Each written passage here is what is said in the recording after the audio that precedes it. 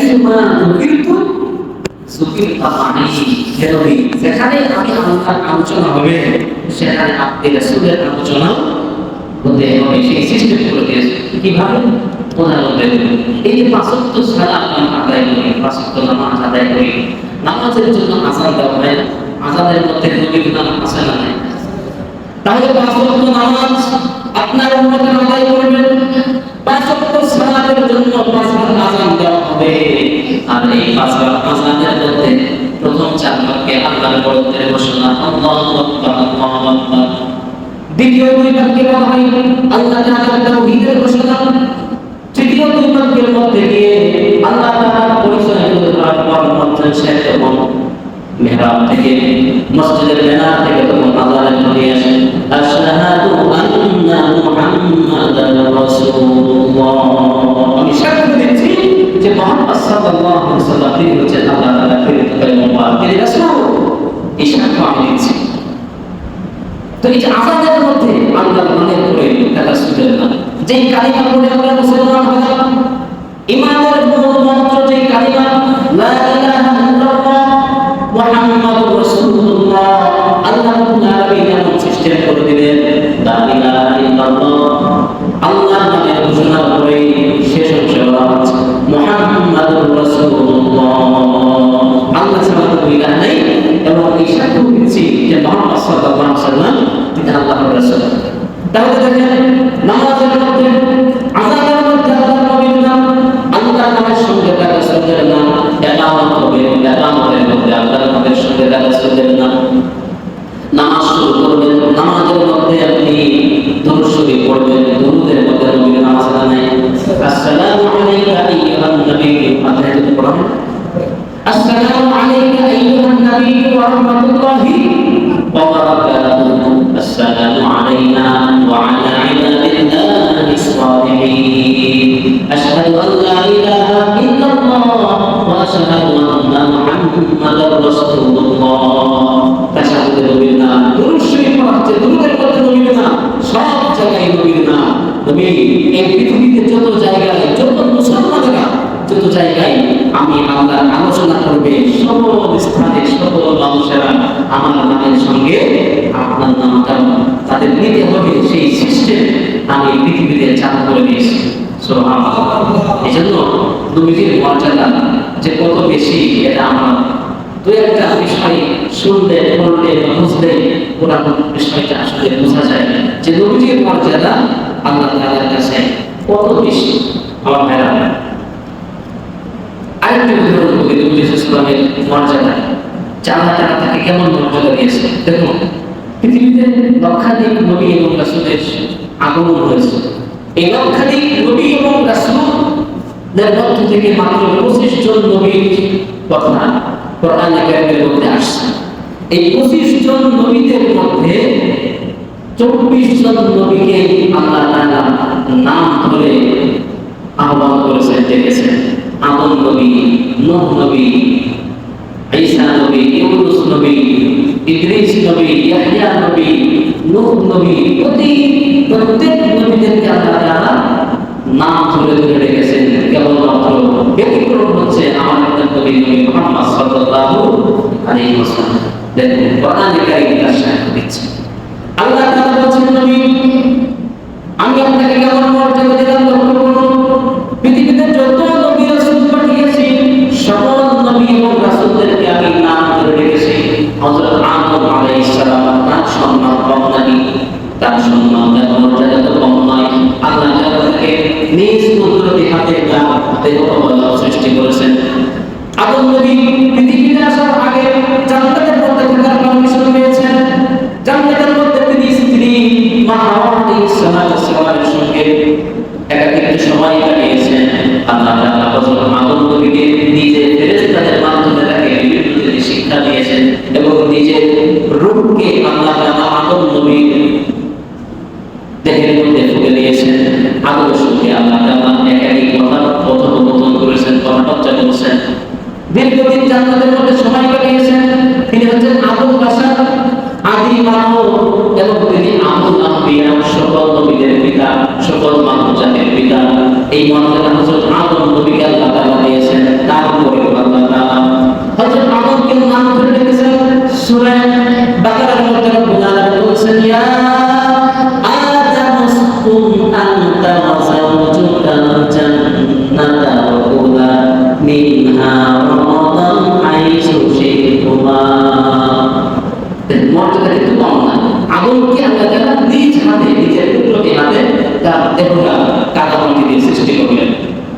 তাকে জান্নাতে থাকতে দিলেন, জান্নাতে খেতে পড়তে দিলেন, সবকিছু খাও, সবকিছু এখানে করো, স্বাচ্ছন্দ্যে করো, কোনো তোমার টেনশন তাই হয় না।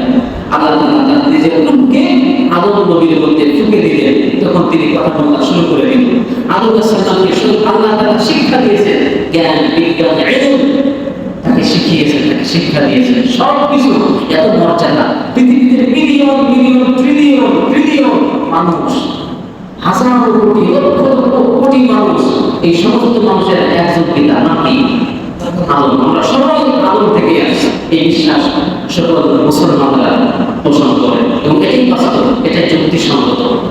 তো এত মর্যাদাশীল একজন নবী, তাকে আল্লাহ তাআলা নাম ধরে রাখতেন যে ইয়া আদম, হে আদম। হযরত নূহ আলাইহিস সালাম পৃথিবীর সর্বপ্রথম রাসূল হচ্ছেন হযরত নূহ আলাইহিস সালাম। তার কাছে সর্বপ্রথম আল্লাহ তাআলা আসমানি কিতাব, আসমানি বিধান, শরীয়ত নাযিল করলেন হযরত নূহ আলাইহিস সালাম।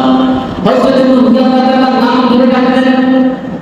আল্লাহ তাআলা বলেন কিলা ইয়া নূহ ইবতিল বিসালামিন মিন্না ওয়া বারাকাতিন আলাইক।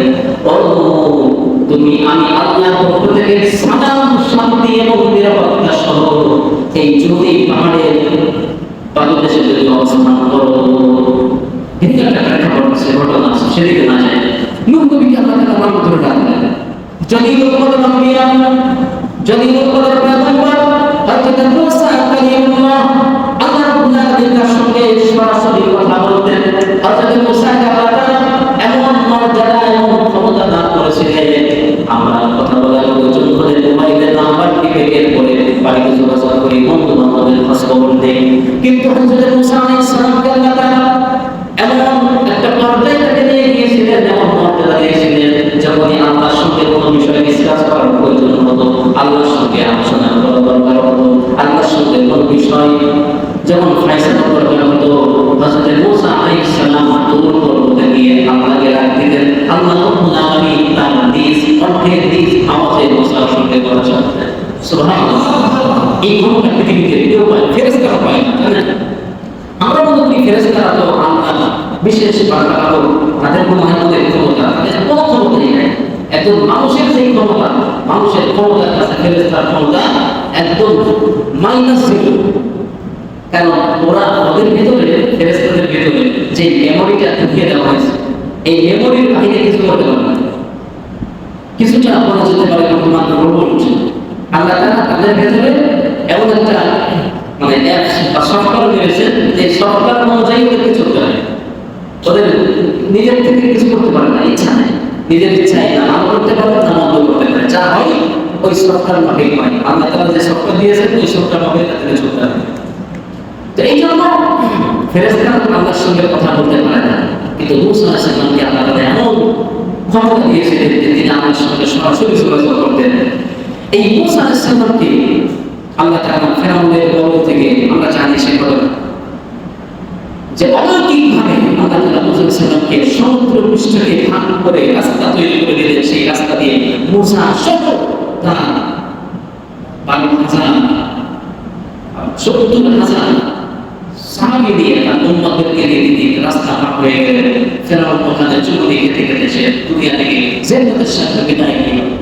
অলৌকিকভাবে যাকে রক্ষা করলেন, আর বিভিন্ন ক্ষমতা দিলেন। সাপ হাতে লাঠি থাকতো, সেই লাঠি সাপ হয়ে যেত।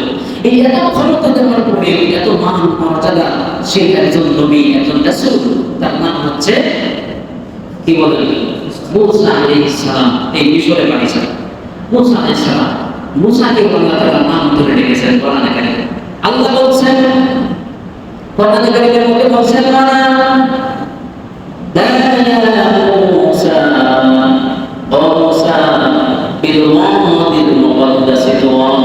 সূরা তাওরার মধ্যে আল্লাহ বলছেন, মূসা তুমি যে আপনার তুর পর্বতের কাছে আসছো, যে জায়গায় তুমি দাঁড়িয়ে আছো, ইন্নাকা বিল ওয়াদিল মুকদ্দাস তুওয়া, এটা পবিত্র জায়গা, এটা পবিত্র একটা পাহাড়, একটা জায়গা।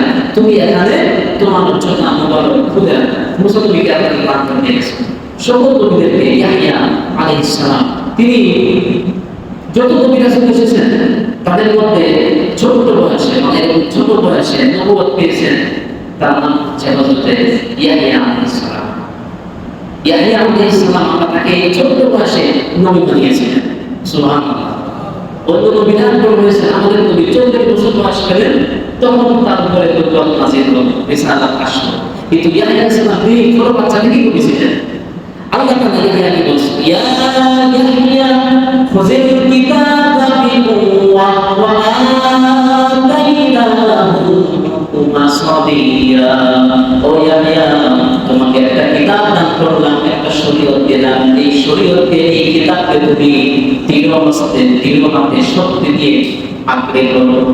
অর্থাৎ তোমাকে যে নবুয়ত দেওয়া হয়েছে এটা তুমি শক্তপোক্তভাবে এটাকে তুমি পরিচালনা করো, এই দায়িত্ব তুমি গ্রহণ করো। আর ইয়াহইয়াকে ছোট্ট বয়সেই তাকে হিকমত অর্থাৎ রিসালাত দান করা হয়েছে। তো এইভাবে করে একজন নবীর নাম বলতে গেলে অনেক নবীর নাম বলা যাবে। তো মূল কথা হলো কোরআন কারীমের মধ্যে আল্লাহ তাআলা সকল নবীদেরকে নাম ধরে রেখেছেন, কিন্তু আমাদের নবী ব্যতিক্রম। নবী আল্লাহ তাআলা বলেছেন নবী আপনি ব্যতিক্রম। কিভাবে? আল্লাহ তাআলা কোরআন কারীমের মধ্যে নবীকে সম্বোধন করেছেন, ইয়া আইয়ুহার রাসূল বাল্লিগ মা উনজিলা ইলাইকা মির রাব্বিক। হে আমার প্রিয় রাসূল, ইয়া আইয়ুহান নবী, হে আমার প্রিয় নবী, ইয়া আইয়ুহাল মুযাম্মিল, হে চাদর আবৃতওয়ালা, ইয়া আইয়ুহাল মুদাসসির, হে কম্বল আবৃতওয়ালা। এভাবে করে আল্লাহ তাআলা একটা জিনিসের দিকে সম্বোধন করে নিসবত করে তার হাবিবকে ভালোবেসে মহব্বত দিয়ে রেখেছেন। কখনো বলেন নাই ইয়া মুহাম্মদ। যেমনি ভাবে বলেছেন হযরত নূহকে, যেমনি ভাবে বলেছেন হযরত আদমকে, হযরত ঈসা, মুসা, হযরত ইয়াহইয়াকে, এভাবে বলে আল্লাহ তাআলা নবীকে নাম ধরে ডাকেন নাই। যদিও নবীজির নাম পবিত্র 30 পারা কোরআন ঘাটলে মাত্র 4 জায়গায় পাওয়া যায়, কিন্তু কখনো আল্লাহ তাআলা ইয়া মুহাম্মদ বলেন নাই। এই জন্য নবীর নামটা দেওয়ার সময়ও আমাদেরকে সম্মান সূচকভাবে দিতে হয়, ঠিক কিনা? যখন নবীজির নাম আসে তখন সাল্লাল্লাহু আলাইহি ওয়াসাল্লাম তখন আগে পিছে আরো কিছু বলা যেতে পারে, সেটা সম্মান সূচক বাক্য, সম্মান সূচক শব্দ দ্বারা বলে। এটাই হলো ঈমানের দাবি। প্রিয় ভাইরা, নবীকে আল্লাহ তাআলা অসংখ্য মর্যাদায় তাকে উন্নীত করেছেন। তার মধ্যে আরেকটি সম্মান, আরেকটি মর্যাদা হলো যে আল্লাহ তাআলা কোরআন কারীমের মধ্যে বলছেন যে এই পৃথিবীতে যত নবী এবং রাসূলদেরকে পাঠানো হয়েছে, প্রত্যেক নবী এবং রাসূল এসেছেন নির্দিষ্ট একটা ভ্রমণের জন্য, একটা এলাকা ভিত্তিক। মনে করেন মিশরে আসছেন হযরত মূসা আলাইহিস সালাম, এটা উনি যেখানে আসছিলেন ওই মাদিয়ান শহর, ওই মিশরের এলাকা শহর, এই জায়গায় উনি নবী হিসেবে আসছিলেন। এভাবে করে কোরআনে যত নবীর নাম আসছে প্রত্যেককেই বলা হয়েছে যে তার নিজ এলাকা এবং গোত্র ভিত্তিক আমি তাদেরকে পাঠিয়েছি। কোরআনে কারীমের মধ্যে হযরত হুদ আলাইহিস সালামের ব্যাপারে আল্লাহ তাআলা বলেছেন ওয়া ইলা আদিন আখাহুম হুদান ক্বালা ইয়া কওমি আবুদুল্লাহ মা লাকুম মিন ইলাহিন গায়রুহু। আল্লাহ বলেছেন আমি হুদ নবীকে আদ জাতির নিকট পাঠালাম। আদিন আখাহুম হুদান, হুদ নবীকে আদ জাতির কাছে পাঠিয়ে দিলাম। তিনি তার কওমের কাছে এসে বললেন, আমার কওমের লোকেরা, আমার জাতির লোকেরা, এক আল্লাহকে ইবাদত করো, এক আল্লাহর দাসত্ব করো, তিনি ছাড়া কোনো ইলাহ নাই, কোনো মাবুদ নাই। হুদকে একটা জাতির জন্য, জাতির তো নির্দিষ্ট একটা এলাকার জন্য নবী হিসেবে পাঠালেন। হযরত সামুদ জাতির কাছে পাঠানো হলো। আল্লাহ তাআলা বলেছেন ওয়াইলা সামুদা সালিহকে সামুদ জাতির কাছে নবী হিসেবে পাঠানো। এভাবে করে একজন দুইজন করে হযরত নূহ আলাইহিস সালামকে তার কওমের কাছে পাঠালাম। ইন্না আরসালনা নূহান ইলা কওমিহি, তার কওমের জন্য পাঠালাম। মূসাকে পাঠালাম আমাদের গোত্রের জন্য, অর্থাৎ মিশরবাসীর জন্য। তো এইভাবে সকল নবীদেরকে তার নিজ নিজ এলাকা, ভূখণ্ড এবং গোত্র ভিত্তিক দাওয়াতের কার্য পরিচালনার জন্য পাঠানো হয়েছে। কিন্তু ব্যতিক্রম নবী মুহাম্মদ সাল্লাল্লাহু আলাইহি ওয়াসাল্লাম। আল্লাহ তাআলা বলেছেন যে হে নবী, আপনাকে আমি নির্ধারিত একটা জায়গা শুধু এই সৌদি আরব আর মক্কা মদিনার জন্য বা মিডল ইস্টের জন্য আমি নবী হিসেবে পাঠাই নাই। নবী, আমি আপনাকে গোটা পৃথিবীর জন্য ওমা আরসালনাকা ইল্লা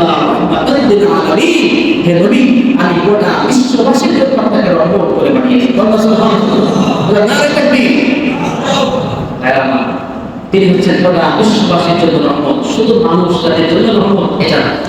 মানুষ, জিন, পশু, পাখি, গাছ, পাতা, পর্বতগাথা, বিপ্রগাথা, যা কিছু দেখি না, প্রত্যেকটি সৃষ্টির জন্য আল্লাহ নবী তিনি হচ্ছেন রহমত। নবীজি বাচ্চাদেরকে শিক্ষা দিতেন যে শোনো, বাচ্চারা দেখে না রাস্তাঘাটে যখন খেলাধুলা করে তখন এই গাছের ডালটা ভাঙে, একটা গাছে ঢিল মারে, একটা গাছের মাথা ঝুলে আছে, তাদের কান দেয়, মানে বাচ্চাদের সাথে আছে ওরা কি করবে? নবীজি বলতেন, বাবু তোমার চুল ধরে ধরে একটু কান দেওয়া হয়, তোমার কেমন লাগবে? ব্যথা লাগবে? তো গাছের পাতা ধরে ধরে যখন কান দাও গাছটা হবে ব্যথা হয়। খবরদার গাছের পাতা অযথা বিনা কারণে গাছের পাতা ছিঁড়বে না।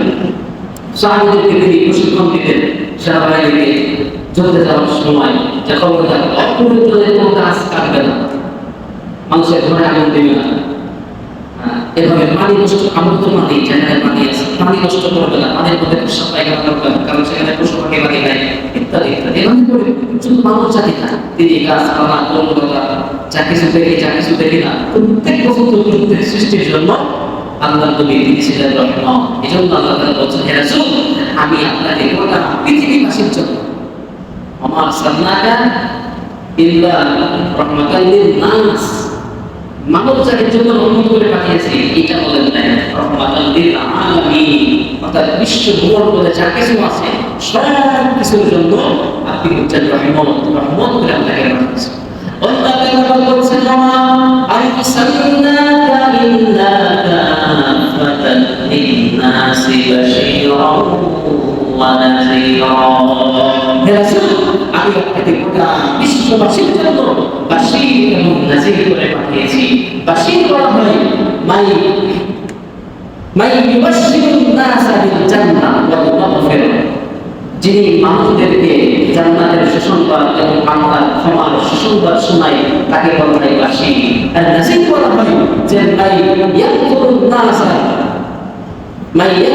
নাসি মিনাল জান্নাহ, যিনি জাহান্নাম থেকে মানুষদেরকে ডেকে প্রদর্শন করেন তাকে বলা হয় নাযীর, সতর্ক করেন তাকে বলা হয় নাযীর। তো নবীজি তিনি ছিলেন বিশ্ববাসীর জন্য নাযীর, তিনি ছিলেন বাশীর, তিনি আমাদেরকে সুসংবাদ দিয়েছেন ভালো কাজ করতে ইমাম, আর আমাদেরকে সতর্ক করেছেন যে মন্দ কাজ করলে তোমাদের পরিণতি কিন্তু এমন হবে। এজন্য আল্লাহ নবী সাল্লাল্লাহু আলাইহি ওয়াসাল্লামের আরেকটি মর্যাদা হলো যে আল্লাহ তাআলা তাকে গোটা সৃষ্টিকুলের জন্য, গোটা পৃথিবীবাসীর জন্য তাকে আল্লাহ তাআলা রহমত করে পাঠিয়েছেন। প্রিয় ভাইরা, আল্লাহ তাআলা নবীকে আল্লাহ তাআলা যত মর্যাদা দিয়েছেন তার মধ্যে আরেকটি মর্যাদা সংক্ষিপ্তভাবে বলছি যে কোন নবীকে 30 পারা কোরআনের মধ্যে যতগুলি সূরা আছে, যতগুলি আয়াত আছে, সকল সূরা আয়াতের মধ্যে একজন নবীর আলোচনা সবথেকে বেশি, তিনি হচ্ছেন জমির পয়গম্বর হযরত মুসা কালিমুল্লাহ। সবথেকে বেশি আলোচনা এসেছে হযরত মুসা নবী, এরপরে হযরত ইব্রাহিম আলাইহিস সালাম, দ্বিতীয় স্থানে হযরত ইব্রাহিম আলাইহিস সালাম, তৃতীয় স্থানে আছেন হযরত ইউসুফ আলাইহিস সালাম। তো এইভাবে করে নবীদের ঘটনা শত শত আয়াতে বর্ণিত হয়েছে, কিন্তু কোন নবীর গুণগান ধারাবাহিক মর্যাদা আল্লাহ তাআলা কোরআনের মধ্যে বর্ণনা করেন নাই। নিশ্চিতভাবে করেছেন, মুসা নবী এটা করেছেন, ওইটা করেছেন, উনি এমন ছিলেন তেমন ছিলেন, কিন্তু ধারাবাহিক প্রশংসা আল্লাহ তাআলা কোন নবীর ব্যাপারে করেন নাই, যেটা করেছেন আমার নবী রাহমাতুল আলামিন নবী মুহাম্মদ সাল্লাল্লাহু আলাইহি ওয়াসাল্লাম। নবীজি দৃষ্টি শক্তি দেখেন, একটা মানুষ কেমন দেখতে পায় বা কেমন দেখতে পায় না, এটাকে কিন্তু বেশি ম্যাটার করে, যে তাকে চিনতে হবে, তার পরিচয় দিতে গেলে তো ব্যক্তি খুব বেশি দূরে দেখতে পায় না, দেখতে গেলে তো সাতসারা কিছু দেখে, এটা তো নাথিং দেখতে ব্যাপার, খুবই কমন আছে ব্যাপার। তো কারণ দৃষ্টি শক্তির মধ্যে একটা সমস্যা হতেই পারে, কেউ তো চোখের কম দেখে বেশি দেখে, সমস্যা থাকতেই পারে। কিন্তু এমন একটা তুচ্ছ বিষয় দিয়ে আল্লাহ তাআলা কোরআনে কারীমের মধ্যে তার নবীকে সাজদায় করেছেন। কিভাবে? সূরা নাজমের মধ্যে আল্লাহ তাআলা মেরাজের ঘটনাকে বর্ণনা করতে গিয়ে বলেছেন, তার নবীর ব্যাপারে বলছেন, আল্লাহ বলছেন মা যাকাল বাসার ওয়া মা অর্থাৎ আমার নবী যেটা দেখেছেন, নবী চোখ দিয়ে যা দেখেছেন মেরাজের রজনীতে, মা আমার নবীর সেই দৃষ্টিটা তিনি দৃষ্টিচ্যুত হন নাই, মানে তিনি যেটা দেখেছেন সেটা সত্যই দেখেছেন। মা জানাল বাসারু ওয়া মা তাগা, তিনি ভুলভাল কোনো জিনিস দেখেন নাই। নবীজির দৃষ্টি শক্তি সম্পর্কে আল্লাহ তাআলা অনুদান করেছেন কোরআন কারীমে। নবীজি কথা, নবী কথা কেমন ছিল, এই কথার ব্যাপারে তার জননের ব্যাপারে আল্লাহ তাআলা কোরআন কারীমে বলতে সাহায্য করছেন। কিভাবে আল্লাহ তাআলা বলেছেন যে ওয়ালাউ তাকাওয়ালা আলাইনা মা'আল আকামি, যে আমার নবী যেটা বলেন সেটা হলো ইল্লা ওয়াহিয়ুহা, নবী ওহী ছাড়া কোনো কথা বলেন না। যদি ওহী ব্যতীত তিনি অন্য কোনো কথা বলতেন তাহলে আমি আমার নবীর ডান হাতকে ছেড়ে ধরতাম এবং তার কণ্ঠনালীকে আমি কেটে ফেলে দিতাম। লা আখযনা মিনহু বিল-ইয়ামিন সুম্মা লাকাতা'না মিনহু ওয়াতিন, আমি তার কণ্ঠনালীকে কেটে ফেলে দিতাম নবীজি যদি আমি আল্লাহর নামে কোনো মিথ্যা কথা বলতাম। তো এভাবে করে নবীজির দৃষ্টি শক্তি, তার স্মৃতি শক্তি, তার শ্রবণ শক্তি ইত্যাদির ব্যাপারে আল্লাহ তাআলা কোরআন কারীমের মধ্যে বর্ণনা দিয়ে আল্লাহ নবীর মর্যাদা বৃদ্ধি করেছেন যে নবী আমি কোরআনের মধ্যে কোন সূরার মধ্যে কোন ব্যক্তির ব্যাপারে এতটা আলোচনা করি নাই যেমনটা আলোচনা আপনাকে আমি করেছি। নবীজি অসংখ্য অগণিত মর্যাদা রয়েছে, তার মধ্যে আরেকটি মর্যাদা হলো যে আল্লাহ তাআলা যত নবী এবং রাসূল পাঠিয়েছেন তাদের মধ্যে একজন, কেবলমাত্র একজন, তার হাতে থাকবে কিয়ামতের দিন হাউজে কাউসার। হাউজে কাউসার হাদিসের মধ্যে এর অনেক বিবরণ আসছে, হাউজে কাউসার আসলে কি, এটা কেমন হবে অনেক বিবরণ আসছে। সংক্ষিপ্তভাবে তুলে ধরি যে আল্লাহ তাআলা তার নবীকে হাউজে কাউসার দান করার মধ্য দিয়ে সমস্ত পৃথিবীবাসী, শুধু মানুষ নয়, সাধারণ মানুষ, নবী এবং রাসূল সমস্ত মানব বন্ধুদের মধ্যে আল্লাহ তাআলা তার হাবিবকে শ্রেষ্ঠত্ব দান করেছেন।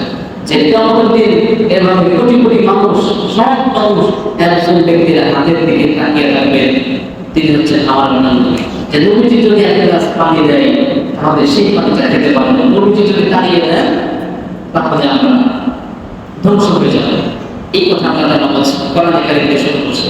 আল্লাহ তাআলা বলেছেন ইন্না আ'তাইনাকাল কাউসার ফাসাল্লি লিরাব্বিকা ওয়ানহার, ও নবী আমি আপনাকে কাউসার দান করলাম, অর্থাৎ হাউজে কাউসার দান করেছি, সুতরাং আপনি আপনার রবের জন্য ফাসাল্লি লিরাব্বিকা ওয়ানহার, সালাত আদায় করুন, সালাত আদায় করুন আর কুরবানি করুন। কুরবানি আমরা মনে করি কুরবানি মানে এই কুরবানির কথা বলছে, মানে এগুলো ক্লাসে আছে কুরবানি, আসলে কুরবানি মানে এই কুরবানি না। কুরবানির অর্থ হলো আপনি সময় ব্যয় করবেন দিনের জন্য, ইসলামের জন্য, আপনি অর্থ ব্যয় করবেন, আপনি জীবন, আপনি রক্ত ব্যয় করবেন, রক্ত ঝরাবেন, এই সব কিছু কুরবানির অর্থ। টাকা পয়সা আপনি সময় দিয়ে যাতে সময় ব্যয় করতেছেন, এটা কুরবানি, এটা কুরবানির অর্থ। তো আল্লাহ নবী সাল্লাল্লাহু আলাইহি ওয়াসাল্লাম যখন এই আয়াত ব্যবহার করে সাহাবীদেরকে শোনালেন, যা তারা এই আয়াত নাযিল করেছেন, আমাকে হাউজে কাউসার দান করা, সাহাবী জিজ্ঞেস করলেন হে রাসূল, হাউজে কাউসার কি জিনিস, বুঝলাম না, এটাকে কি হয়? আল্লাহ নবী সাল্লাল্লাহু আলাইহি ওয়াসাল্লাম হাদিসের মধ্যে তখন তাদেরকে জানিয়ে দিলেন, শোনো, হাউজে কাউসার এমন একটি হাউজ, এমন একটি পানির ফোয়ারা, এমন একটি পানির ঝর্ণা, যেই পানি আহলা মিনা মাসার, মধু থেকে মিষ্টি হবে, আতুরাতু মিনাস সাদ, বরফের থেকে ঠান্ডা হবে, আতিয়াবু মিনাল মিস্ক, মিষ্টাম্বর থেকে সুগন্ধযুক্ত হবে, আতিয়াবু মিনাল মিস্ক, আবওয়াবু মিনাল খালা, আতিয়াবু মিনাল লাবান, দুধের থেকে সাদা হবে, মান শারিবা মিনহা শারবাতান লাম ইয়াজমা আবাদান।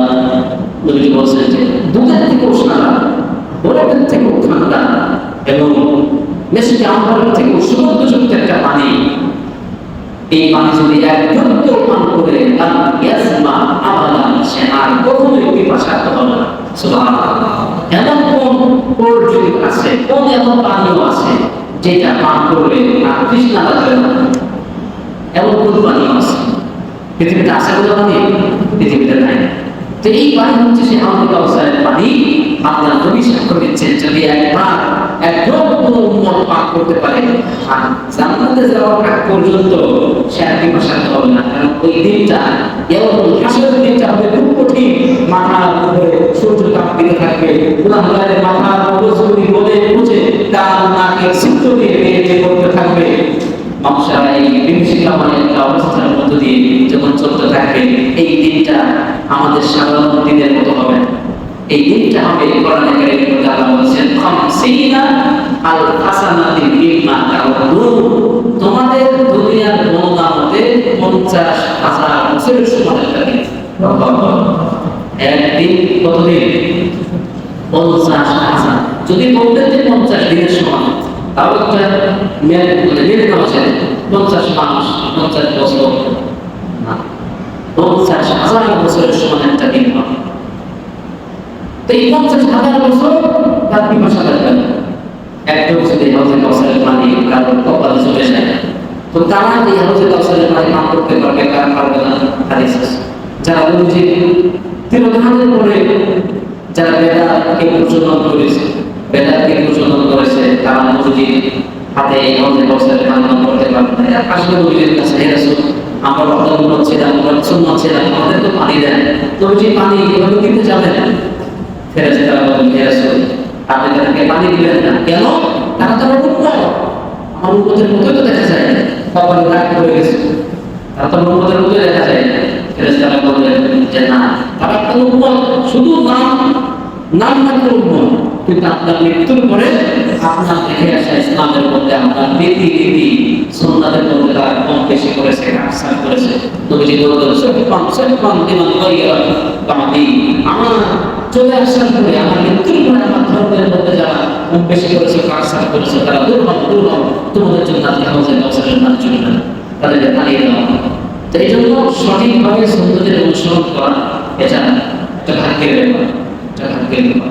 যাই সংক্ষিপ্তভাবে কথাগুলি তুলে ধরার চেষ্টা করতেছি। আল্লাহ তাআলা পরকালে আমরা জানি যে সুপারিশ করা, আমরা অনেকে বলি না যে সন্তান আমাদের জন্য সুপারিশ করবে, সন্তানকে যদি হাফেজ বানানো যায়, আলেম বানানো যায়, একজন হাফেজ কোরআন, একজন আলেম, সে তার পরিবারের 10 সন্তান 40 জন ব্যক্তির জন্য আল্লাহর কাছে সুপারিশ করার অনুমতি আল্লাহ তাআলা তাকে দিবেন, যদি সেই হককারী, সেই আলেম যদি হককারী হয়। এইভাবে অনেক কথাই আসে হাদিসের মধ্যে। তবে সবথেকে বড় কথা হলো আল্লাহর নবীর সুপারিশ ব্যতীত কোন ব্যক্তি জান্নাতের গেট পর্যন্ত পৌঁছাতে পারবে না। আর আল্লাহর নবীকেই কেবলমাত্র এই সুপারিশের ক্ষমতা বা তাকেই পারমিশন দেওয়া হবে।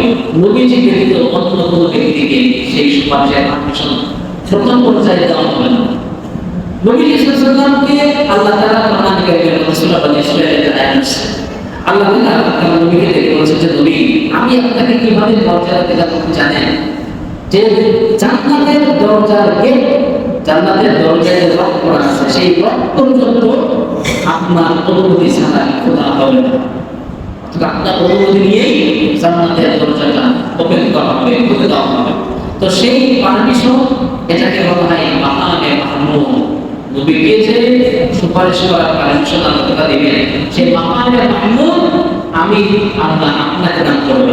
সুবহানাল্লাহ। নবীকে কেমন মর্যাদা দিয়েছেন আল্লাহ, দুনিয়ায় তো তাকে মর্যাদা দিয়েছেন, মৃত্যুর পরে আখিরাতে আল্লাহ তাআলা তার হাবিবকে এতটা মর্যাদা দিলেন যে হযরত নূহ আলাইহিস সালামের কাছে মানুষরা চলে যাবে, আসলবাসী নূহ আলাইহিস সালামের কাছে কি বলবে যে আপনি তো আবুল আম্বিয়া, আপনি আমাদের দ্বিতীয় পিতা, আপনি তো আমাদের একজন জলিলুল কদর রাসূল ছিলেন, আপনি আমার কাছে সুপারিশ করেন আমাদের জন্য, আমাদের পেছাটা হয়ে যায়। নবী বললেন আমি পারবো না, চলে যাও মুসা আলাইহিস সালামের কাছে, মুসার কাছে যাও। মুসা নবী বললেন আমি পারবো না, চলে যাও হযরত ইয়াহইয়া আলাইহিস সালামের কাছে, চলে যাও হযরত ঈসা আলাইহিস সালামের কাছে, এভাবে করে ইব্রাহিমের কাছে। ইব্রাহিম আলাইহিস সালাম তিনি দেখে নিলেন, চলে যাও হযরত ঈসা আলাইহিস সালামের কাছে। ঈসা নবী আমাদেরকে পরামর্শ দিলেন, আশেপাশেদেরকে, যে দেখো তোমরা যতই দৌড়াদৌড়ি করো আজকে কোনো লাভ হবে না। আজকে কেবলমাত্র তোমাদের নাম হবে একজন ব্যক্তির কাছে গেলে, তিনি হচ্ছেন শেষ জামানার পয়গম্বর মুহাম্মদ সাল্লাল্লাহু আলাইহি ওয়াসাল্লামের কাছে গেলেই তোমরা লাভবান হবে, তার কাছে চলে যাও। আশেপাশে সম্মিলিতভাবে নবীর দরবারে চলে আসবেন, এসে দেখবেন আল্লাহ নবী সিজদায় পড়ে আছেন। এই যে সিজদায় পড়ে থাকা, এটাকে বলা হয় মাকামে মাহমুদ। আল্লাহ তাআলা কোরআনে কারীমের মধ্যে তার নবীকে বলেছেন, আল্লাহ বলেছেন ওয়া মিনাল লাইলি ফাতাহাজ্জাদ বিহি নাফিলাতান লাক আসা আন ইয়াবআসাকা রাব্বুকা আপনি রাতের বেলায় তাহাজ্জুদের নামাজকে আদায় করবেন, ফরজ নামাজ তো আদায় করবেনই, সেই সঙ্গে রাতের বেলায় আপনি তাহাজ্জুদের নামাজ নিয়মিত আদায় করবেন। আসা আইয়া মাসাকা রব্বুকা, কারণ এই তাহাজ্জুদের নামাজ এর মাধ্যমে আল্লাহ তাআলা আপনাকে মাকামে মাহমুদে অবস্থান দিবেন। সুবহানাল্লাহ। সেই মাকামে মাহমুদ কি? এতক্ষণ যেটা বললাম, এই আল্লাহর দরবারে সুপারিশ করার পারমিশন। কোন নবী, সব নবী যখন ফেল, তখন আমার আপনার কাছে সেজদায় করবেন, আল্লাহ আপনি বিচার ফেরেশতা করে দেন। বিচারটা শুরু হয়, বিচার শুরু হওয়ার আগেই আশেপাশে এই মানুষেরা সফর করবে। তো নবীজির অনুমতি ক্রমে আল্লাহ তাআলা সেদিন বিচারের খাতাটা ওপেন করবেন, বিচারটা শুরু হবে। তো এই যে নবীজির সুপারিশ তার আল্লাহর কাছে আজ পেশ করা, এটাই হলো মাকামে মাহমুদ, যেটা আল্লাহ তাআলা তাকে দান করেছেন। দেখুন, সিরাতুন নবী বা মিলাদুন নবী আমরা যে নামেই বলি না কেন, আপনি সিরাত অথবা মিলাদ সংক্রান্ত অনেক বই পুস্তক করলেন, অনেক কিছু করলেন, টাকা পয়সা খরচ করলেন, যখন থেকে যখন জুলুস হয়, এরপরে মিছিল হয়, গরু খাসি সবাই করা হচ্ছে, ইত্যাদি ইত্যাদি।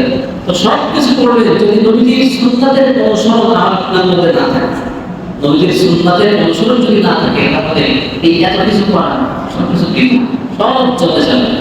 যদি নবীজির সুন্নাতের অনুসরণ না থাকে, আল্লাহকে ভালোবাসা, আমি তোমার মধ্যে কারাতে বলছি, আল্লাহকে ভালোবাসা মাধ্যম বলে মুহাম্মদ সাল্লাল্লাহু আলাইহি ওয়াসাল্লাম। তিনি হচ্ছেন আল্লাহকে ভালোবাসার মনে।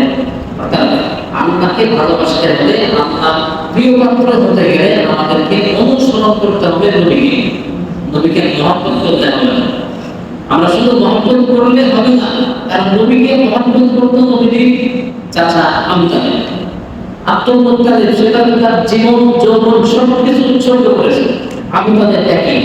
তিনি তাকে মাত্র আপনার ৮-৯ বছর বয়স থেকে লালন পালন করে আসছেন, এখন জীবনের শেষ দিন পর্যন্ত লোকের পাশে ছিলেন। আবু তালেব এতটা মহব্বত করতেন যে যা হয়ে যায় হয়ে যায়, হাতে ছাড়া গায়ে ছাড়া কোনো একটা পবিত্র না করে এরকম পাহাড়ের মতো শক্ত হয়ে আল্লাহ নবীকে সাপোর্ট দিয়েছেন। আবু তালেব নবীদের চাচা এত মহব্বত করতেন, কিন্তু এই মহব্বতটাকে রক্ষা করতে পারবে? সূরা আল-আহজাবের মধ্যে আল্লাহ তাআলা স্পষ্ট জানিয়েছেন যে এই মহব্বত তার কোনো কাজে আসবে না। তবে হ্যাঁ, যেহেতু মহব্বত করেছে, একবার করেছে, সব দায়িত্ব দিয়েছিলেন, সেজন্য তাকে সবথেকে লঘু শাস্তি সম্মুখীন করা হবে। সেটা হলো আগুনের ফিতা দিয়ে তৈরি, জাহান্নামের আগুনের ফিতা দিয়ে তৈরি একটা জুতা পরিয়ে দেওয়া হবে। এটাই হলো তার শাস্তি। আর তাকে যখন জিজ্ঞাসা করা হবে, সে বলবে জাহান্নামের মধ্যে সবথেকে কঠিন শাস্তি আমি আবু তালেবের দিচ্ছি। আল্লাহু আকবার। তাহলে জাহান্নামের শাস্তি কত ভয়ঙ্কর। তো এই জন্য নবীকে শুধু মহব্বত করলে কাজ হবে না, নবীর অনুসরণ এটাই হলো মুখ্য বিষয়। আল্লাহ তাআলা বলেছেন, ইন কুনতুম তুহিব্বুনাল্লাহ, যদি তোমরা আল্লাহকে মহব্বত করতে চাও, ভালোবাসতে চাও, ফাত্তাবিউনি, তাহলে হে নবী আপনি বলে দিন যে তোমরা আমার অনুসরণ করো, ইউহিব্বুকুমুল্লাহ, তাহলে আল্লাহ তোমাদেরকে ভালোবাসবেন। সুবহানাল্লাহ। মানে নবীকে যদি মহব্বত করতে হয়, খালি মহব্বত দিয়ে হবে না, তখন অনুসরণ করতে হবে। আর যদি নবীকে আমরা অনুসরণ করি, তাহলে মহব্বত অটোমেটিক চলে আসে। নবীর অনুসরণ করলে মহব্বত অটোমেটিক চলে আসে। এই জন্য নবীকে শুধু মহব্বত নয়, নবীর অনুসরণ এটাই হলো আল্লাহ পাওয়ার প্রধান মাধ্যম। ফাত্তাবিউনি ইউহিব্বুকুমুল্লাহ, তোমরা আমার অনুসরণ করো, তাহলে আল্লাহ তোমাদেরকে ভালোবাসেন। ওয়াগফির লাকুম যুনুবাকুম, এরপরে আসছে শুধু তোমাদেরকে ভালোবাসবেন না, তোমাদের জীবনের সব গুনাহগাতা আল্লাহ তাআলা ক্ষমা করে দিবেন। সুবহানাল্লাহ। এভাবে করে কিন্তু শেষ করা হলো। তো নবী সাল্লাল্লাহু আলাইহি ওয়াসাল্লামের এভাবে মর্যাদাকে আল্লাহ তাআলা বুলন্দ করেছেন, বাড়িয়েছেন। নবী সাল্লাল্লাহু আলাইহি ওয়াসাল্লামের জীবনে বিভিন্ন পাঠ আছে, তার শৈশব থেকে নিয়ে মোটামুটি যৌবন পর্যন্ত একটা পাঠ, যৌবন বয়স থেকে নিয়ে নবুয়ত অর্থাৎ 40 বছর বয়স পর্যন্ত এটা হলো আরেকটা পাঠ। আপনার 40 থেকে নিয়ে হিজরতের আগ পর্যন্ত অর্থাৎ যে 10 বছর তিনি মক্কায় ছিলেন, এটা হলো আরেকটা পাঠ। এবং সরি, 13 বছর মক্কায় ছিলেন, এটা হলো আরেকটা পাঠ। যে 10 বছর তিনি মদিনায় ছিলেন, এটা হলো আরেকটা পাঠ। নবী সাল্লাল্লাহু আলাইহি ওয়াসাল্লামের মাদানী জীবনীতে যে পাঠটা, তার মধ্যে সবথেকে আপনার আলোচনার বিষয় হলো নবী সাল্লাল্লাহু সংগ্রামী জীবন। নবী সাল্লাল্লাহু আলাইহি ওয়াসাল্লাম তার সংগ্রামী জীবন সম্পর্কে আমাকে এই বিষয়টা নিয়ে আলোচনা জন্য বলা হয়েছে যে আল্লাহ নবী সাল্লাল্লাহু আলাইহি ওয়াসাল্লামের সংগ্রামী জীবন। আমরা মনে করি সংগ্রাম মানে শুধু যারা মিছিল করো মিটিং করো এটা, আসলে সংগ্রাম মানে যারা মিছিল করো মিটিং করো এটা। সংগ্রাম হবে যে আকবারুল জিহাদ ফি নাফসিহা, ব্যক্তি তার নফসের সঙ্গে জিহাদ করবে, সংগ্রাম করবে। এটা হলো সবথেকে বড় সংগ্রাম, বড় জিহাদ।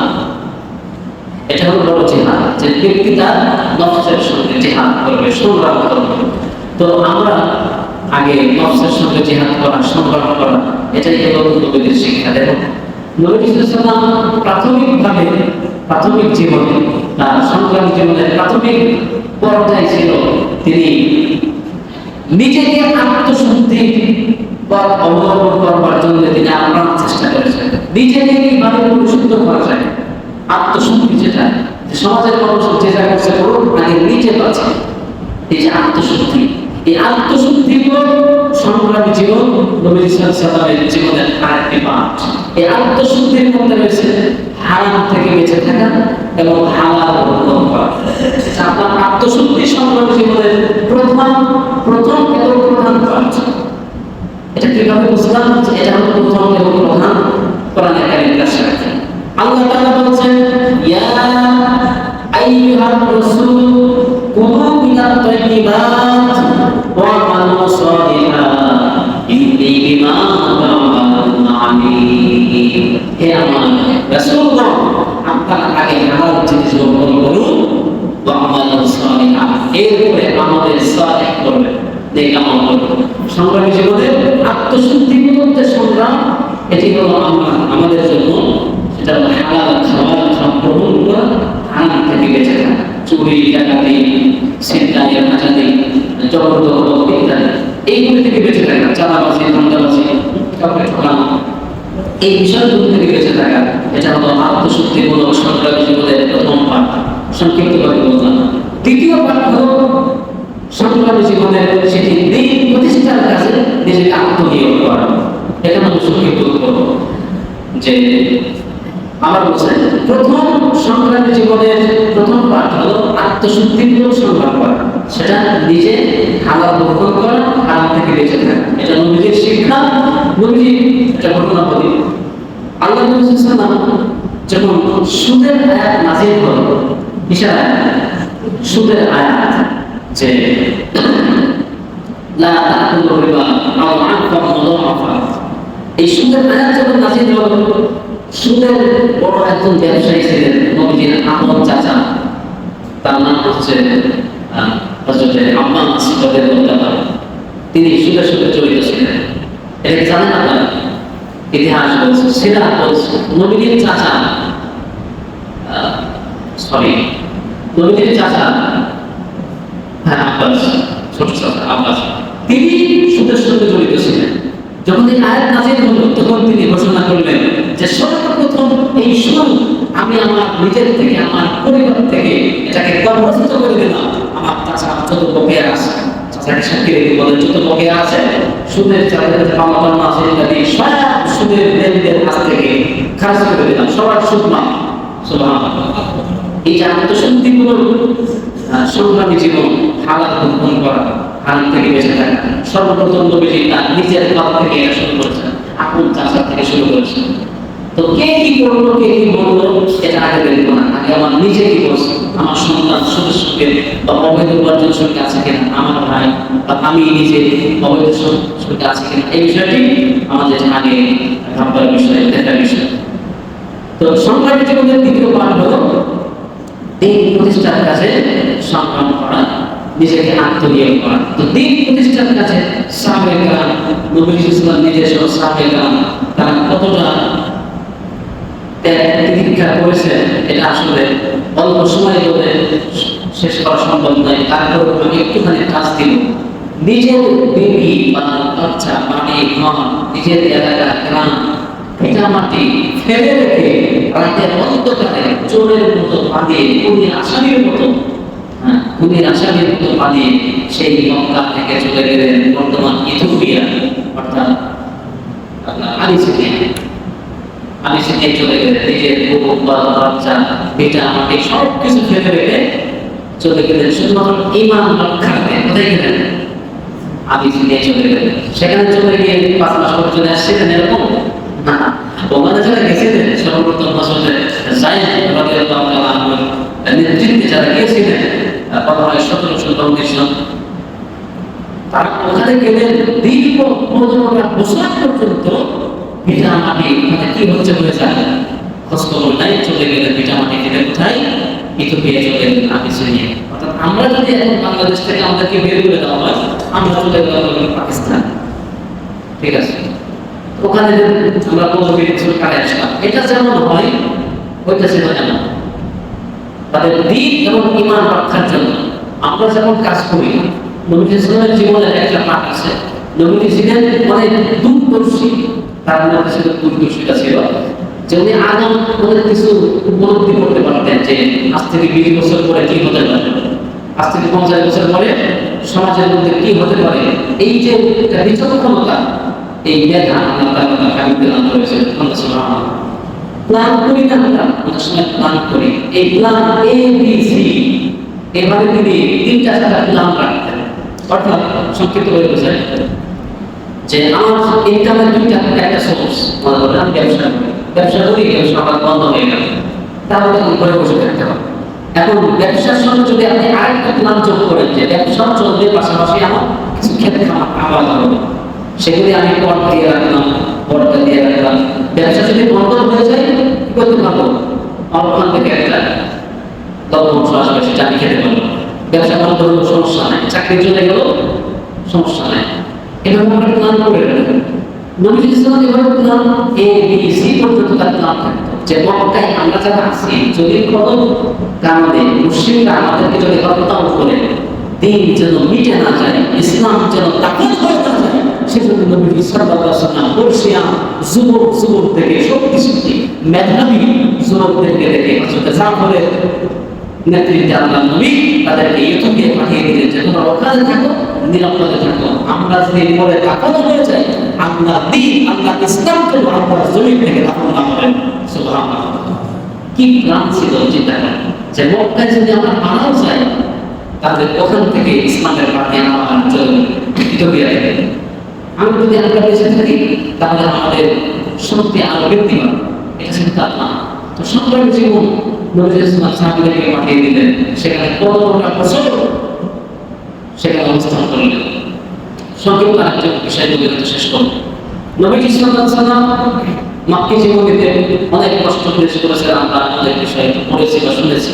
এই জন্য আমি আপনাদের প্রত্যেককে যারা আছেন এখানে প্রত্যেককে আমি সাজেস্ট করবো বিশ্বনবীর জীবনী ছোট্ট একটা বই পাওয়া যায়, খুব বেশি হলে 100 থেকে 120 টাকা দাম দিতে পারে। এই বইটা আপনারা প্রত্যেকে সংগ্রহ করবেন। এই যে রবিগুলো চলছে না, কি মাস আর মধ্যে অলরেডি শেষ, সামনে আসা সম্ভবত আর 1500 দিন। চেষ্টা করবেন এই সপ্তাহের মধ্যে, অর্থাৎ আগামী বৃহস্পতি শুক্রবারের মধ্যে একটা করে বই সংগ্রহ করা। বিশ্বনবীর জীবনী খুব বেশি টাকা, 100 টাকা মানে কি নিতান্তই নগণ্য। 100 টাকা চায়ের দোকানে 2 জন বন্ধু বসলেই 40 টাকা 50 টাকা শেষ হয়। সুতরাং এটা বই আপনারা কিনে রাখবেন, সংগ্রহ করবেন। এটা আমি আমার মসজিদে গত কয়েকদিন ধরে আমি মোটামুটি এই বিষয়টা একটু ফোকাস রাখতেছি যে একটা করে বই আপনি পড়তে পারেন না, আপনার স্ত্রীকে দেন, আপনার মেয়ে, আপনার নাতি, মুতি, ছোট ছেলে, যেই হোক কেউ পড়তে পারে না, রেখে দেন। ঘরে মেহমান আসবে, আপনার ঘরে জামাই, বিয়াই ইত্যাদি মেহমান, তারা এসে পড়বে, তারা এসে পড়বে। বিশ্বনবীর জীবনী এটা পড়বেন, বুঝবেন যে তার জীবন আসলে কেমন ছিল। নবী সাল্লাল্লাহু সংগ্রামী জীবনের মধ্যে আরেকটি বিষয়, সেটি হলো যে মক্কায় তিনি দীর্ঘ 3টি বছর সিয়ামে আবু তালেবের মধ্যে ছিলেন। খাদ্য নেই, খাবার নেই, অনেক প্রবলেম। এখান থেকে হিজরত করে চলে গেলেন মদিনা মুনাওয়ারায়। মদিনায় যাওয়ার পরে 6ষ্ঠ হিজরিতে, অর্থাৎ যাওয়ার 6 বছর পরে, নবীজি হিজরত করার 6 বছর পরে উনি একদিন স্বপ্ন দেখলেন। কে স্বপ্ন দেখছেন? নবী স্বপ্ন দেখছেন। নবীদের স্বপ্ন কি মিথ্যা হয়? মিথ্যা হয় না। নবীজি স্বপ্ন দেখলেন, আল্লাহ কোরআনে কারিমের মধ্যে সূরা ফাতিহা বলছেন লাকাদ সাদাকাল্লাহু রাসূলাহুল রুয়া বিল হাক্কি লাতাদখুলুন্নাল মাসজিদাল হারাম المسجد الحرام إن شاء الله آمنين محلقين رؤوسكم إلى آخر الآية আল্লাহ বলেন যে তুমি যে স্বপ্ন দেখলেন এই স্বপ্নটা উনি সকালভাবে যখন ঘুম ভাঙলো নবীর স্বপ্ন যেটা বলতে চাচ্ছি এটা ওহী নবীদের স্বপ্ন কি হয় ওহী ফেরেশতা যদি ওহী নিয়ে আসেন এটা সত্য নবীরা যখন স্বপ্ন দেখেন সেটা ওই ওহীর অন্তর্ভুক্ত যেই কারণে আমাদের জাতির পিতা হযরত ইব্রাহিম আলাইহিস সালাম স্বপ্ন দেখলেন যে তিনি তার প্রিয় জিনিস বা তার সন্তানকে কুরবানি করছেন সকালবেলায় আরেকজনের কাছে পরামর্শ দরকার হয় না যে নবীদের পরামর্শ নেই যে ভাই এইটা স্বপ্ন দেখলাম কি করা যায়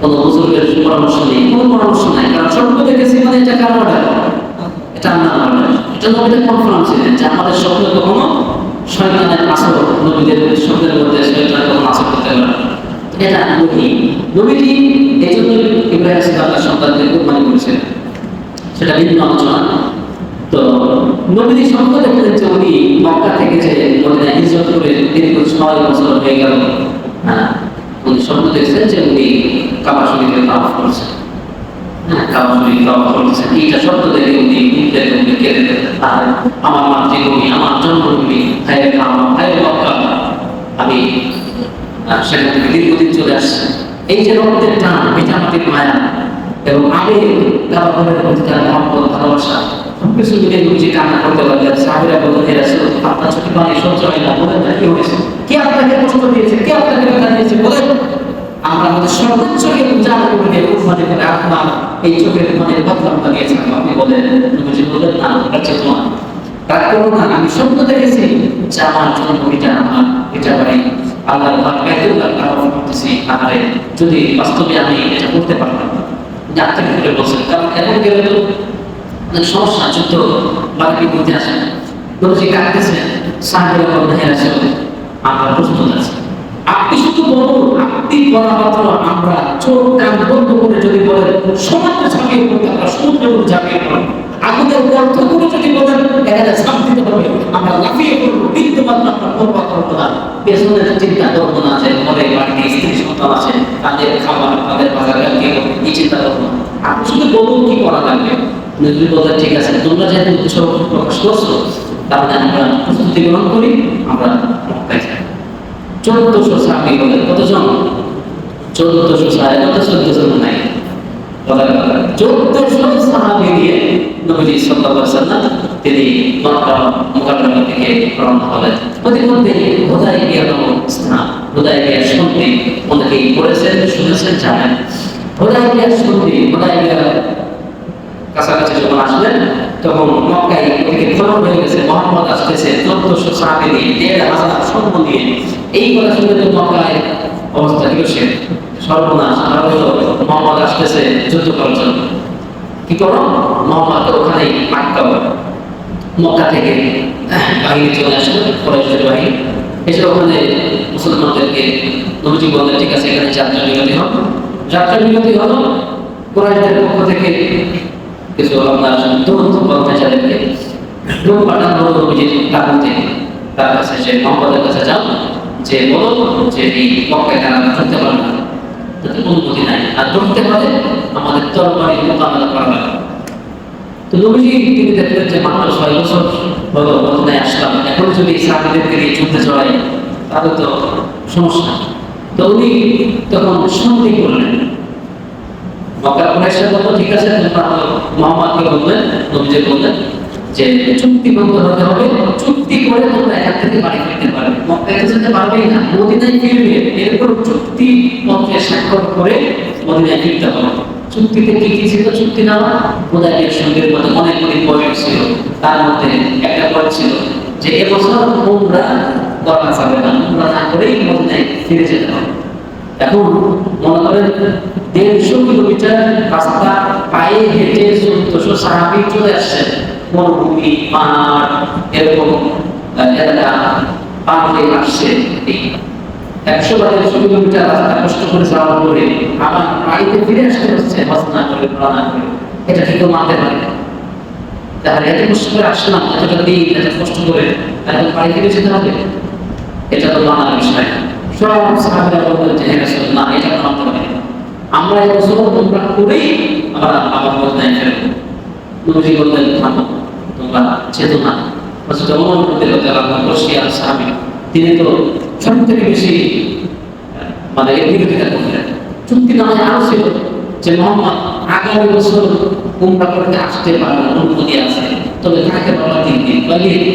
তো মাতৃ ভূমিতে এসে 10 বছর পরে যদি কেউ গ্রামের বাড়ি আসে 3 দিন থাকে, এটাকে 7 মিনিটে 7 মিনিট। যারা বিদেশ থেকে অনেক প্রবাসী মেয়েরা আসেন 2 মাসে ছুটি নিয়ে আসেন, কমসে কম 2 মাসে যাচ্ছে, 5 বছর পরে 2 মাস থেকে আসেন, মাত্র 3 দিন। এটা তো মানা যায় না। সব সাহাবীরা বললেন হে রাসূলুল্লাহ, এটা আমাদের আছে না। নবী বললেন থামো, ওরা কি চায় কি বলে ওদের যা দরকার সব আজকে দিয়ে যাবো, আমরা খালি তাদের বলে নাই ফিরবো। এরপর আল্লাহ তাআলা আমাদেরকে বিষয় দান করবেন। কিভাবে? এই আলোচনা দীর্ঘ তো সঠিক ভাবে বলছি, এটা করা যাবে না। 3 দিন মক্কায় থাকবে, কিন্তু তরবারির সাথে রাখতে হলে ওটাকে খোলা রাখা যাবে, ওটাকে কোষবদ্ধ করে রাখতে হবে, খাবির মধ্যে করে রাখতে হবে, খাপ ছাড়া তরবারির কাছে রাখা যাবে না। সাহাবীরা বিব্রত বোধ করছে যে এটা হয় না। আর আমাদের যদি খাদের মধ্যে তরবারি থাকে আর মুশরিকরা তাদের হাতে তরবারি, তো আমাদের তো চোখের মুখে আমাদের গর্ত করিয়ে দেবে, এটা হয় না, এটা অনিয়ম, এটা বেইনসাফি। নবীজি বললেন থামো, আমরা যা চাই সব দেব। এইভাবে করে অনেক পয়েন্ট ছিল। তো শেষ আল্লাহ তাআলা কোরআনে কারীমের মধ্যে সূরা ফাতহ নাযিল করলেন। এই হুদায়বিয়া সন্ধিকে কেন্দ্র করে হে রাসূল, আজকে কাফের মুশরিকরা যে সকল চুক্তি আপনাদেরকে দিয়েছে, এর মধ্যে আরেকটা বড় চুক্তি প্রধান ছিল নবীজি নামের মুহাম্মদ রাসূলুল্লাহ সাল্লাল্লাহু আলাইহি সাল্লাম। এই যে চুক্তিনামা হচ্ছে কুরাইশ এবং মুহাম্মদ সাল্লাল্লাহু আলাইহি সাল্লামের মাধ্যমে বা পক্ষে। এই যে মুহাম্মাদের সঙ্গে নামের শেষে রাসূলুল্লাহ লেখা ছিল, এটা নিয়ে ছিল কুরাইশের সবথেকে বড় আপত্তি যে মুহাম্মদ, তোমাকে যদি আমরা রাসূলুল্লাহ মানবো তাহলে যুদ্ধটা কেন, এই চুক্তি নামায় না কেন? অর্থাৎ তোমাকে রাসূলুল্লাহ মানি না, তোমাকে লিখতে হবে মুহাম্মদকে নাম না, আব্দুল্লাহ ইবনে মুহাম্মদ, রাসূলুল্লাহ লেখা যাবে। সবথেকে বেশি সাহাবীরা এটা নিয়ে বিরোধিতা করলেন। হে রাসূল, ফার্স্ট আলী তিনি বললেন হে রাসূল, আমার জীবন চলে যাবে কিন্তু আপনার নামে শেষ থেকে মুহাম্মদ রাসূলুল্লাহ টাকার শক্তি সামর্থ্য আমি আনেন নাই। হযরত ওমর রাদিয়াল্লাহু আনহু বলেন হে রাসূল, আপনি বলেন এখনই তো আমাদের বলে আমি ময়দানে ঝাঁপিয়ে পড়ব, এরপর আপনার নামের শেষের থেকে রাসূলুল্লাহ কাটতেন, এটা আমি কখনো দিব না। সব কিছু বলেন। রাসূল বলেন হে ওমর, রাগ করো না, শুধু বাধা দিও না, এর মধ্যে আছে আমাদের অনেক ফায়দা। আল্লাহ তাআলা তখন এই আয়াত নাযিল করলেন, ইন্না ফাতাহনা লাকা ফাতহাম মুবিনা। হে রাসূল, এই চুক্তি করতে হবে, এটা শুধু চুক্তি নয়, এটা হচ্ছে ফাতহাম মুবিনা, বিরাট একটা অর্জন, বিরাট একটা স্বাধীনতা, একটা অর্জন। সেটা কিভাবে এরপরে আপনি বুঝতে পারবেন। তো এই জন্য হুদায়বিয়ার সন্ধি ছিল নবীজির সংগ্রাম জীবনের একটা পাঠ এবং বিশাল বড় পাঠ। যে হুদায়বিয়ার সন্ধির পরে 15 বছর পরে ওই যে যারা আগে সিরিয়ায় হিজরত করেছিলেন তারা আসতে পারলেন বাড়িতে, তারা মদিনায় হিজরত করে আসলেন। এবং হুদায়বিয়ার সন্ধির পরে আল্লাহ নবী সাল্লাল্লাহু আলাইহি ওয়াসাল্লাম বিশ্বের বিভিন্ন দেশে, আপনার ইজিপশিয়ান বলেন, যেটাকে কি বলে মিশর, এরপরে পারস্যে রোম সম্রাট হিরাক্লিয়াসের কাছে, এরকম বিশ্বের যারা পরাশক্তি ছিল প্রত্যেক পরাশক্তির কাছে নবীজি তখন চিঠি পাঠালেন মিন মুহাম্মদ রাসূলুল্লাহ সাল্লাল্লাহু আলাইহি ওয়াসাল্লাম। এরপরে আল্লাহ চিঠি পাঠালেন আল্লাহ নবী। তো এই চুক্তি যদি না হতো তাহলে কিন্তু চিঠি পাঠানো সম্ভব ছিল না। এই চুক্তির মাধ্যমে তখন ইসলামের দাওয়াতকে চতুর্দিকে নবীজি ছড়িয়ে দেওয়ার সেই ফিল্ড তৈরি হয়, সেই পরিবেশটা তৈরি হয় এই চুক্তির মাধ্যমে। কিন্তু এটা কুরাইশরা বুঝে নেয়। কুরাইশরা মনে করেছিল যে চুক্তি করলে মনে হয় মুহাম্মদ সহ তার ধর্ম ইসলাম এটা হয়তো প্রকাশ হয়ে গেল, কিন্তু ওরা বোঝে নাই যে আসলে এই চুক্তির মাধ্যমে মুসলমানদের যে সারা বিশ্বে পদাচরণ করা সহজ হবে, নিরাপদ হবে, এটা বুঝতে নবীজি বুঝতে পেরেছিলেন। যার কারণে উনি ওদের সব চুক্তিকে মেনে নিয়ে চুক্তিপত্রে স্বাক্ষর করেছিলেন। যাই হোক, আমাদের কথাই বলা হলো, আল্লাহ তাআলা ক্ষমা করুন। এর ভালো দিকগুলি, ভালো কথাগুলির জন্য আল্লাহ তাআলা আমাদের তৌফিক দান করেন। আমি আজকে সবাই ধন্যবাদ জানাই যারা এই আয়োজন করেছেন। এই যে